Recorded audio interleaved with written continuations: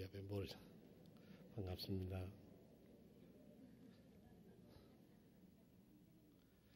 저희 교회는 이제 오시는 보다 고향으로 가신 분이 좀 더 많으시군요. 시골에서 목회를 하면 이때하고 설 때가 참 좋습니다. 왜냐하면 시골 교회는 자리가 많이 비는데 이 명절 때 고향에 돌아와서 교회가 좀 끄덕 차면은 괜히 우리 식구들이 이렇게 많구나 그런 생각을 하게 됩니다. 특히 이 추석은 아주 좋은 절기입니다. 더도 말고 한가위만 갔더라고 우리 조상들이 그렇게 덕담을 했는데 여러분들 둥근 달처럼 아주 환한 인생을 사시기를 축원합니다. 어떤 사람이 그런 얘기를 했다고 그래요. 중국의 정략가인데 큰 나라에 살았대요. 아주 힘이 있었어요. 그래서 임금이 불렀답니다. 야, 우리나라가 이렇게 큰 힘이 있으니 얼마나 좋은고. 그랬더니 이 신하가 폐하 달이 둥글면 초생딸도 올 때가 있다는 것을 알고 잘 대비하시옵소서 그랬대요.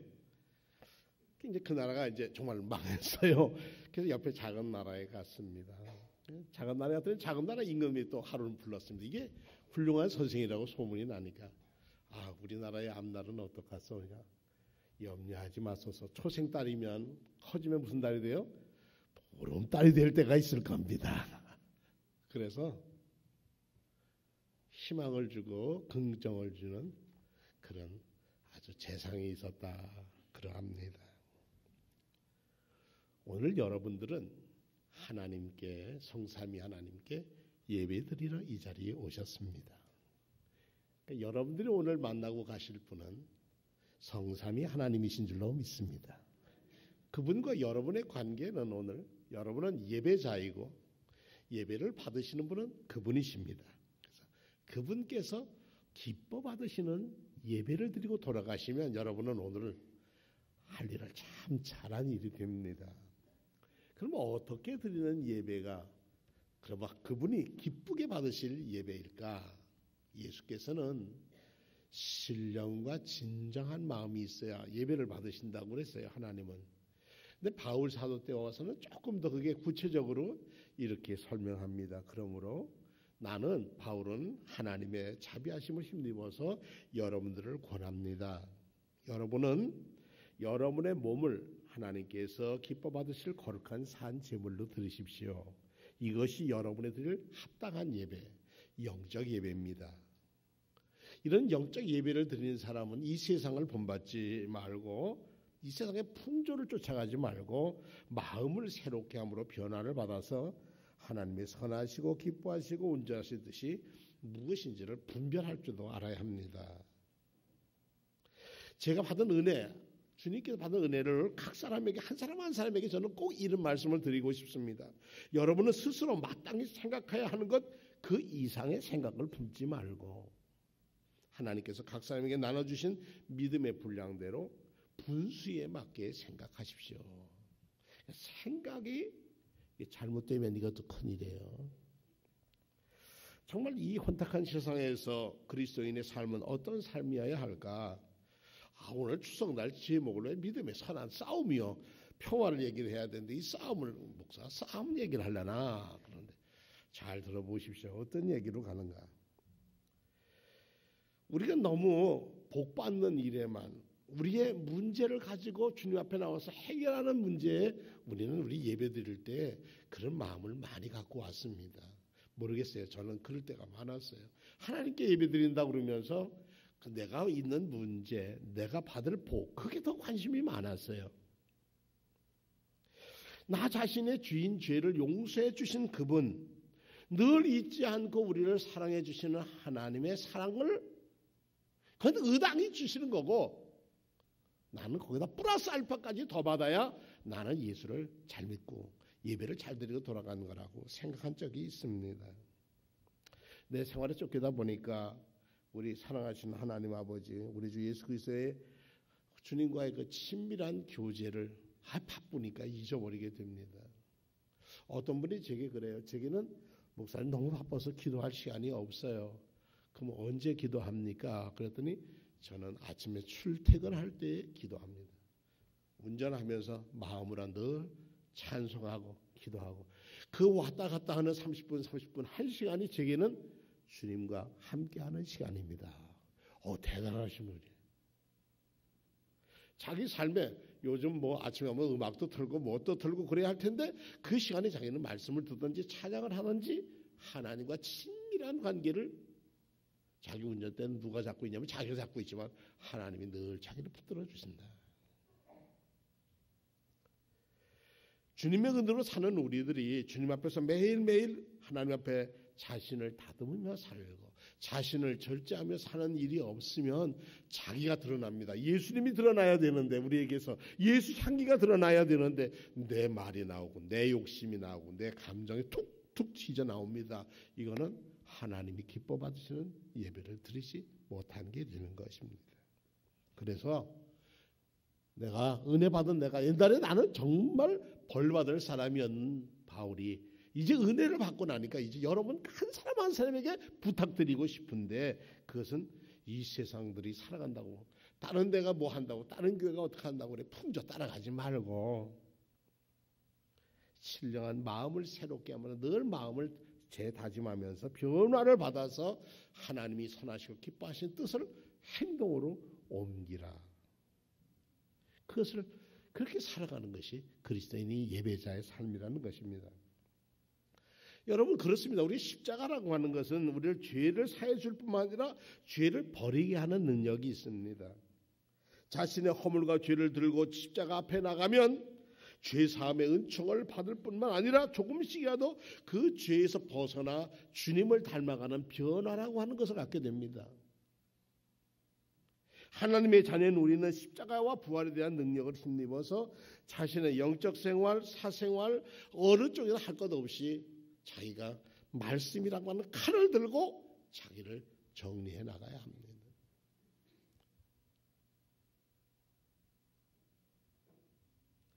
어떤 화가가 아주 아름다운 조각을 했는데 사람들이 물었답니다. 어떻게 이렇게 아름답게 하셨어요? 그러니까 아니에요. 돌이 바깥으로 나왔어요. 자기가 깎은 게 아니라 돌이 자기의 참모습을 내게 보여줬다는 거죠. 세상에 다 보잘것없이 보이지만 사실 그를 만드신 하나님의 손길이 그에게 닿는 것, 그것을 우리는 영적 생활에 특별히 우리 성경에는 그런 은사를 절제라는 걸 주셨어요. 절제로 내가 감정도 내가 생활도 내가 경제적인 것도 근검 전략하고 내가 살아가는 것에 주님을 담으려고 내가 애를 써야 하는 겁니다. 그래서 싸움은 밖에 사람과 싸우는 게 아니라 자신과 싸움을 해야 하는 겁니다. 세상에 제일 싸우기 힘든 상대가 자신입니다. 남이 아니에요.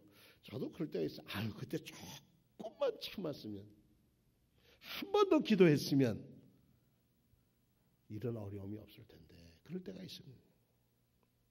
성경의 열매 중에 우리가 해야 할 그 열매가 절제라고 하는 열매입니다. 셀프 컨트롤, 자기를 컨트롤할 수 있어야 합니다. 이번에 어느 공장에서 큰 화학사고 나서 많은 분이 가스가 나와서 돌아가셨다고 그래요. 근데 뭐냐니까 밸브를 잘못 잠그든지 그러면 그런다는 거예요. 우리 영적 생활에 밸브가 있어요. 조절하는 컨트롤러가 있는데 이 컨트롤러를 놓치면 우리는 어떻게 되느냐? 걷잡을 수 없는 욕망이라는 게 커져서 욕심이 잉태한 즉 죄를 낳고 죄가 크면 스스로 파멸하는 사망까지 이르게 된다는 것입니다. 그래서 예수님은 나를 따라 팔로우, 요즘 뭐 팔로우가 많이 따르는데 나를 따르려는 사람이 있다면 누구 정치인 대통령 그 사람 따르는 팔로우가 아니라 정말 나를 따르는 사람이 있다면 첫째 해야 할 일이 있는데 그것은 자신을 부인해야 한다. 자신을 잊어야 한다는 것이죠. 영어 성경 forgotten, 자신을 잊어버려야 한다. 자신을 내려놓지 않으면 예수님 따르기 어렵다는 거예요. 두 번째는 버리는 것뿐만 내려놓는 것고 있는 것뿐만 아니라 그다음에 제 십자가를 지어야 한다는 거예요. 자기 해야 할 십자가를 지는 일. 마태복음 16장에 보니까 그리고 제들에게 이렇게 말씀하셨다. 나를 따르는 사람은 누구든지 자기를 버리고 제 십자가를 지고 자기 십자가를 지고 따라야 한다. 제 목숨을 살려고 하는 사람은 잃을 것이고 나를 위하여 제 목숨을 잃는 사람은 얻을 것이다. 자기를 사겠다는 사람은 파멸할 것이고 나를 위해서 제 목숨을 내놓는 사람은 얻는다. 사실 인격의 신앙 인격이라는 게 하루아침에 되는 게 아닙니다. 늘 자신과 싸워서 절제하고. 저희 어머님은 결혼해서 예수 믿는 집에 결혼을 한다고 가셔서 이제 황해도 신천이라는 곳에서 재령이라는 곳까지 한 30리길 안 되는 작은 동네로 시집을 가셨습니다. 가는 조건이 뭐냐 하면 저희 외갓집은 좀 넉넉했답니다. 근데 포목상을 하는 집이었는데 예수 믿는다고 그러니까 우리 외할아버지가 약주 때문에 돌아가셨다고 그래요. 일찍 돌아가셨다. 그러니까 예수 믿는 집에 가면은 약주를 안 하겠지. 그리고 예수 믿는 집에 갔는데 알고 봤더니 그 집 시아버지는 약주를 안 하는데 당사자는 약주를 너무 좋아하는 사람을 만났어요. 저희 아버님은 약주파입니다.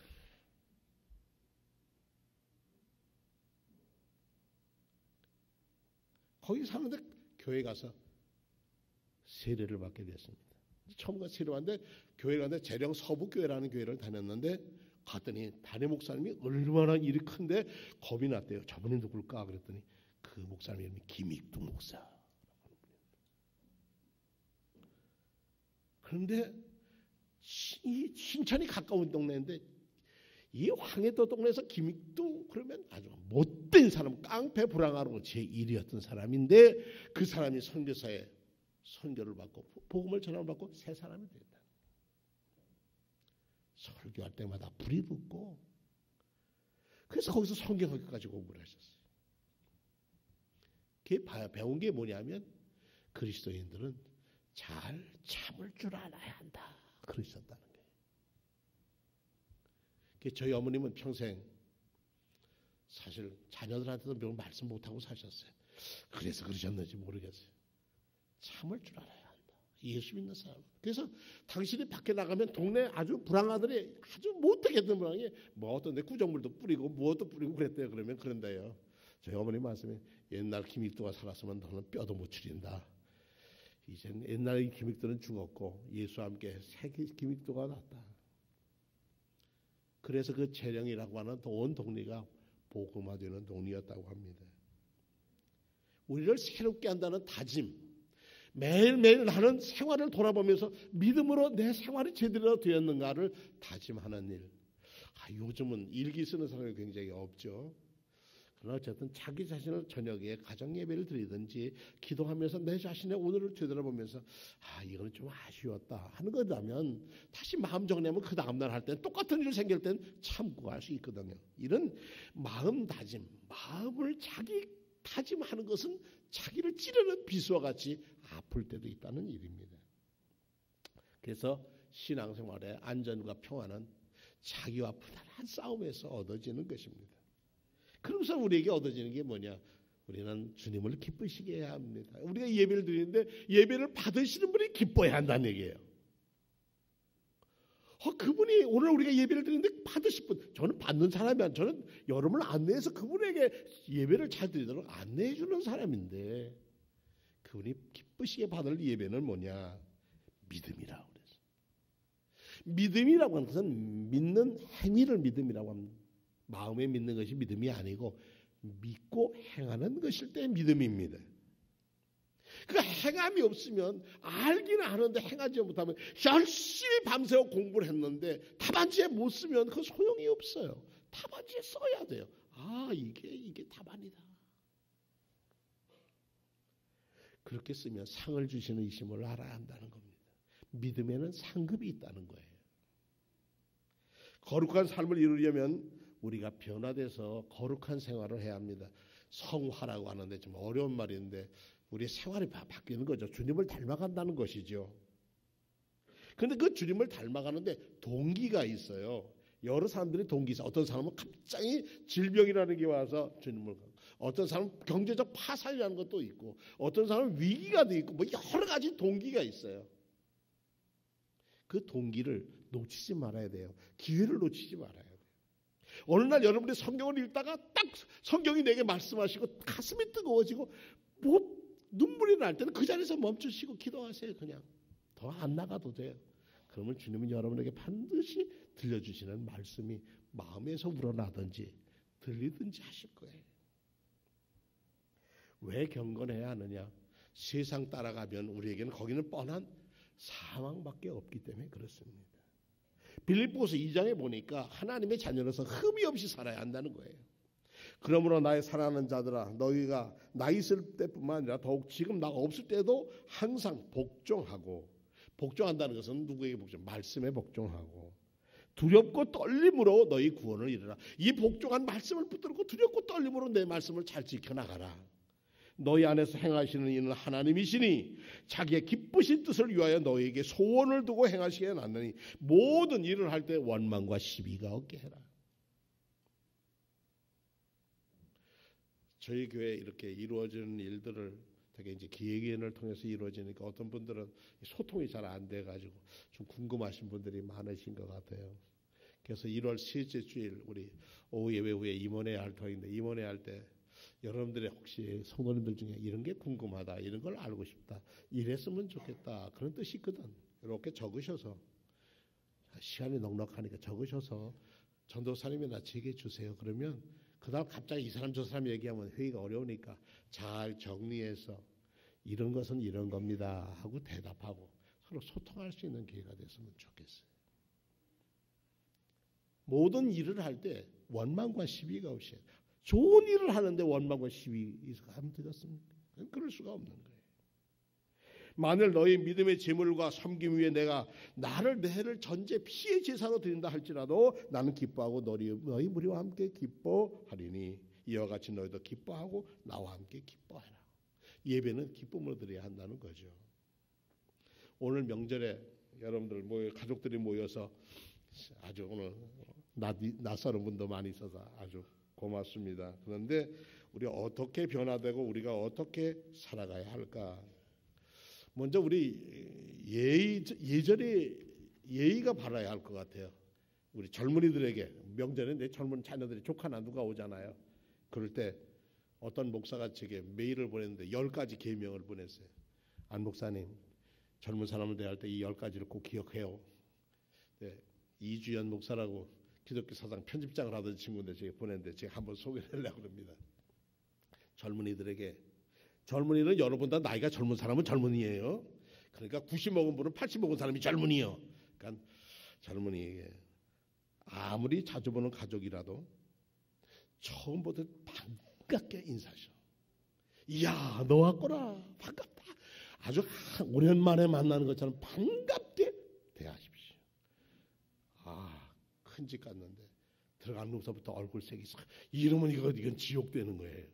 자, 반갑게 맞으십시오. 두 번째, 아무리 가까운 가족일지라도 지킬 예의는 지켜 말하십시오. 아픈 상처를 꼬집거나 그러지 말고 지킬 예의는 꼭 지키라. 세 번째는 아무리 걱정스러워도 살찌라 또는 살 빼라 이런 얘기하면 안 된다는 거예요. 이거 아이들 젊은 사람들한테는 이건 정말 금기예요. 쳐다보지도 마라. 그것 때문에 이상한 눈빛으로 바라보지도 말아야 돼. 오죽하면 그 사람도 답답하죠. 이 말하니까 저도 기분이 좀 좋습니다. 네 번째는 아무리 보기 싫어도 옷 입고 온 게 이게 코디가 잘 안 맞아. 그래도 옷이 이쁘니 어쩌냐고 입은 옷에 대해서 상관하지 마십시오. 제 멋에 좋아서 왔다. 근데 오늘은 없으시네. 우리 교회 오시는 분들 중에 남자분들 중에 요즘 남자분들은 모자를 즐겼습니다. 그런데 남자는 교회 안에서는 모든 사람은 모자를 벗어야 합니다. 지난번에 우리 장학금 수여식 때 어느 학교 학생이 하나 왔는데 모자를 쓰고 있어요. 그래서 제가 벗으라고 그랬어요. 그랬더니 굉장히 불쾌하게 생각하는 거예요. 자기는 이 모자를 어떻게 다 머리를 차려놓은 걸 벗으려니까 이제 힘든데, 여러분, 여자는 교회에서 모자를 쓸 수 있습니다. 서양에서는 여자는 옷에 모자가 연장이라고 그럽니다. 그런데 언제나 어느 왕이든지 예배당에 들어갈 때는 모자를 벗습니다. 이거는 하나님께 대한 예의입니다. 그러니까 예배당 안에서 남자분들, 젊은이들 모자 쓰고 오면 그 모자는 벗어야 하는 거예요. 다섯 번째, 아무리 손아래 사람이라도 함부로 훈계하지 마십시오. 훈계하려고 하면 이제 그때부터 달라지는 거예요. 훈계하지 마십시오. 여섯 번째, 아무리 염려가 되어도 직장을 얻지 못한 것에 대해서 묻지 마십시오. 요즘 직장 얼마나 아이들에게 스트레스인지 모르는. 일곱 번째, 아무리 돌봐주고 싶다고 왜 시집장가 안 가느냐 못 가느냐 이런 얘기도 하지 마십시오. 이주연 목사라는 친구가 아주 요즘 뭐하고 지나니까 노숙자들하고 농장을 합니다. 나라에 농장을 얻어서 노숙자들은 이제 노숙자를 벗어요. 거기서 일하며 생활을 하면서 자립하게 나가는 그런 일을 하는 친구입니다. 그러니까 취직 언제 할 거냐, 너 어디 회사 냈었냐, 몇 차까지 붙었었냐 이런 얘기 할 거 없다는 얘기예요. 일곱 번째, 그다음에 여덟 번째, 시집장가 가지 말라는 얘기 묻지 말고, 아무리 잘 되기를 바란다고 하더라도, 야, 너 성적 요즘 올랐냐? 이 얘기 묻지 말라니. 성적 얘기, 너 수능 며칠 남았냐? 저는 수능 얘기할 때, 야, 너 좋겠다. 이제 해방될 날이 가까웠으니까. 저는 그렇게 얘기하면 이제는 해방될 날이 가까웠어. 그래. 수능이 얼마나 무거운 짐인지 아시잖아요. 시험 보시고도 그러면 안 돼요. 아홉 번째, 아무리 알려주고 싶다고 해도 가르치려고 들지 마십시오. 가르치는 거 별로 안 좋아요. 열 번째, 아무리 할 말이 많다고 말을 많이 하지 말고 들어주세요. 이게 예의라는 거예요. 제게 온 편지입니다. 그래서 목사들 말 많이 하니까 이 얘기하고 저한테 보내면서 잘 젊은 애들 얘기를 들어주라고 합니다. 근데 제가 11번째 얘기를 하나 더 넣었습니다. 이건 제가 아무리 힘들어도 너 예수 잘 믿어서 잘못 믿어서 그런 거다 이런 얘기해서는 안 된다는 거예요. 야, 너 교회 잘 나가면 잘 될 텐데 너 안 나가서 그래. 이런 얘기하면 더 교회 안 간다는 거예요.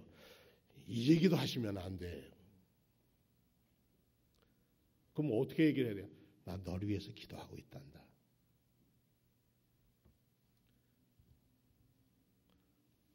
나는 너는 한 때가 있어. 난 널 위해서 기도하고 있단다.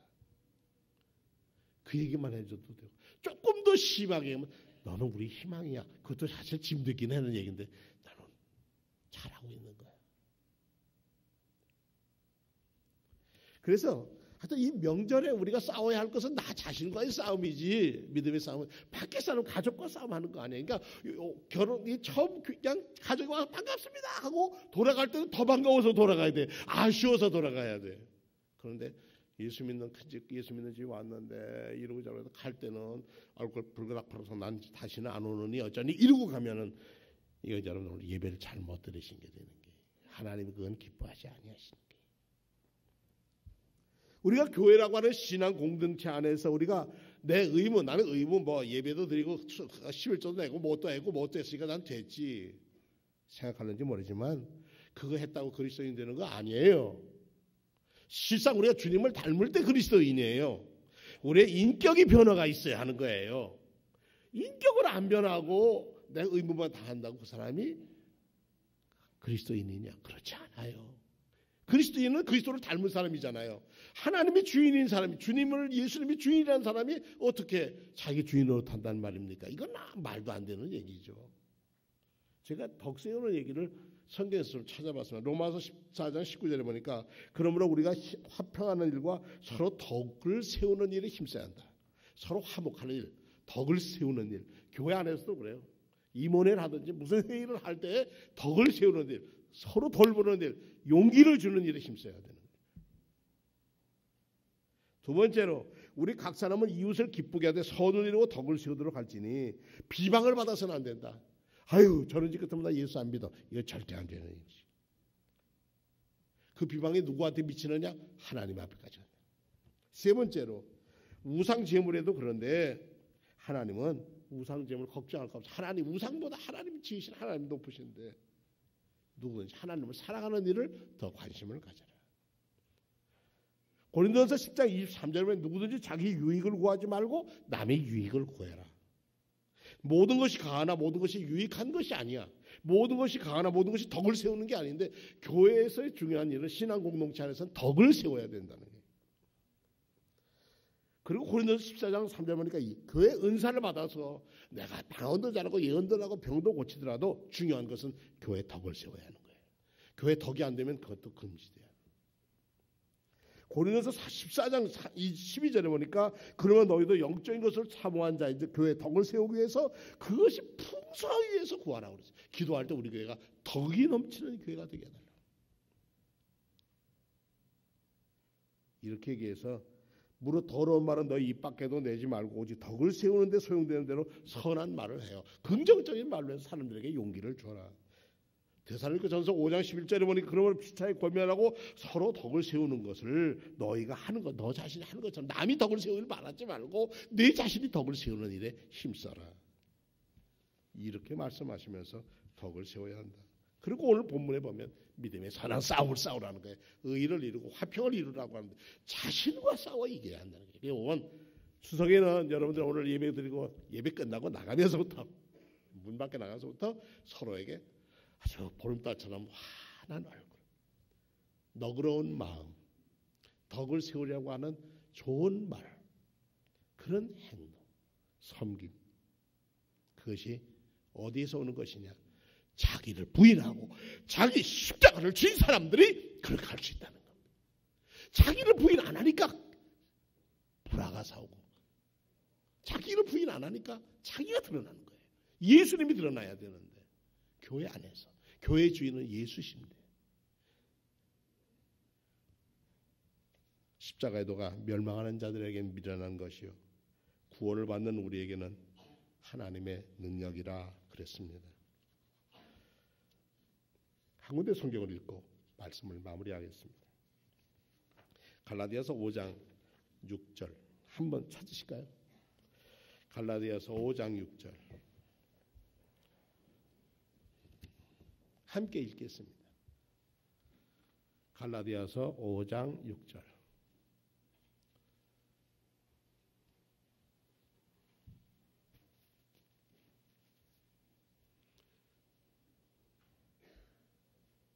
자, 찾으셨으면 함께 읽겠습니다. 시작.